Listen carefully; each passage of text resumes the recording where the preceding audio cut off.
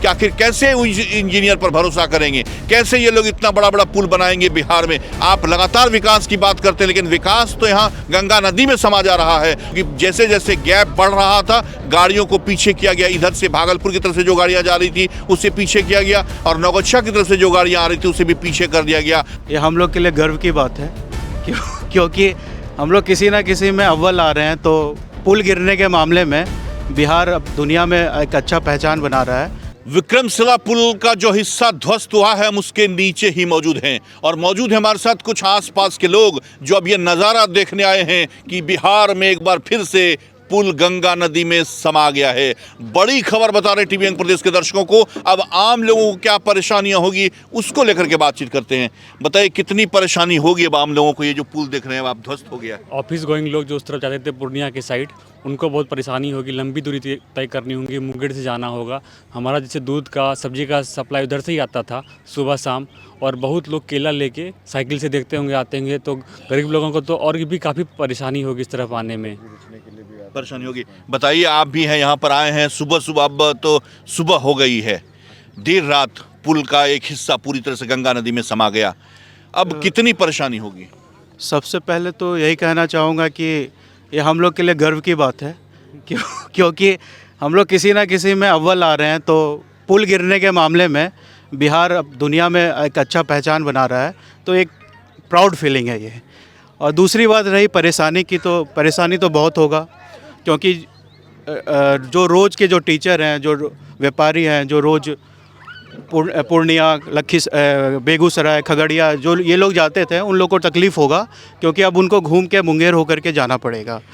पुल में हम लोगों ने एक खबर दिखाई थी, एक्सपेंशन जॉइंट में लगातार गैप आ रहा था। इंजीनियर्स की टीम ने जांच की थी अभी आकर के, 1 महीने पहले हम लोगों ने एक खबर चलाई थी, लेकिन उन लोगों ने, इंजीनियर्स ने जांच करने के बाद ये कह दिया कि नहीं, ऐसा कुछ नहीं है, सामान्य है, और जो रूटीन मरम्मत है उसकी आवश्यकता और वो कर लेंगे, उसके लिए बजट भी अलॉट हो गया, पैसा भी हो गया। लेकिन बड़ी वाहनों का भी जो आवाजाही है वो उन्होंने रोका नहीं, और आज नतीजा देखिए कि इतना बड़ा हादसा हो गया और ये लाइफ लाइन कहा जाने वाला पुल ध्वस्त हो गया। क्या इंजीनियर्स की टीम ने तब निरीक्षण किया? इंजीनियर्स की टीम, भागलपुर प्रशासन को इन सब चीज़ों के बारे में सोचना चाहिए था, और एक लाइफलाइन है ये भागलपुर का। उन लोगों ने कहीं कुछ ना कुछ काम इस पे नहीं किया, जिसके कारण आज ये तकलीफ़ सब लोगों को होगा। हाँ, आने जाने में असुविधा हो गई है। अब कैसे उस पर आना जाना है, दिक्कत हो रही है। कहाँ जाना था आपको? कटिहार। कटिहार जी, कटिहार जाना था। देखिए, और एक लड़का है, बताओ जी, क्या अब कैसे क्या होगा? पुल गिर गया सर, कैसे जाएंगे खरीक बाजार? कहाँ घर है? खरीक बाजार। खरीक बाजार।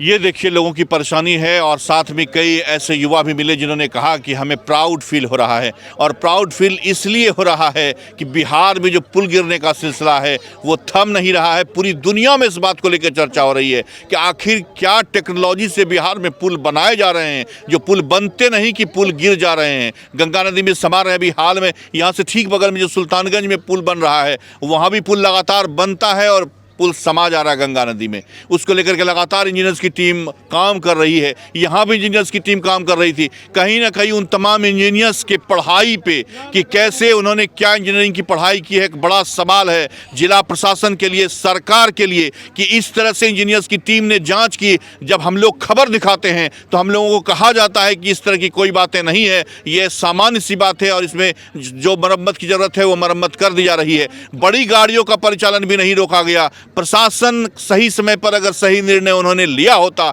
हम लोगों के बात पे संज्ञान लिया होता, तो आज ये पुल का हिस्सा यहाँ पर गंगा नदी में समाया नहीं होता। हम ये बात कह रहे हैं। हालांकि इसमें बड़ी खबर यही है कि किसी के हताहत होने की बात सामने नहीं आ रही है। जिला प्रशासन ने भी इस बात की पुष्टि की है। खुद जिलाधिकारी डॉक्टर नवल किशोर चौधरी जो यहाँ पर पहुँचे थे, उन्होंने कहा कि कहीं से भी किसी तरह की कोई हताहत की बात नहीं है, क्योंकि जैसे जैसे गैप बढ़ रहा था गाड़ियों को पीछे किया गया। इधर से भागलपुर की तरफ से जो गाड़ियां जा रही थी उससे पीछे किया गया, और नौगच्छा की तरफ से जो गाड़ियां आ रही थी उसे भी पीछे कर दिया गया, और अंततः ये पूरी तरह से पुल का हिस्सा लगभग 100 फीट गंगा नदी में समा गया। और समा गया केवल लोगों की उम्मीद, लोगों की जो आस्था होती है, जो लोगों का विश्वास है कि आखिर कैसे इंजीनियर पर भरोसा करेंगे, कैसे ये लोग इतना बड़ा बड़ा पुल बनाएंगे बिहार में। आप लगातार विकास बात करते हैं, लेकिन विकास तो यहाँ गंगा नदी में समा जा रहा है, और इंजीनियर्स की टीम मौके पर आती है, जांच करती है, कहती कुछ नहीं, उसके बाद बड़ी गाड़ियां चल रही हैं, ओवरलोडेड ट्रक चल रहे हैं और किसी का उस पर ध्यान नहीं है।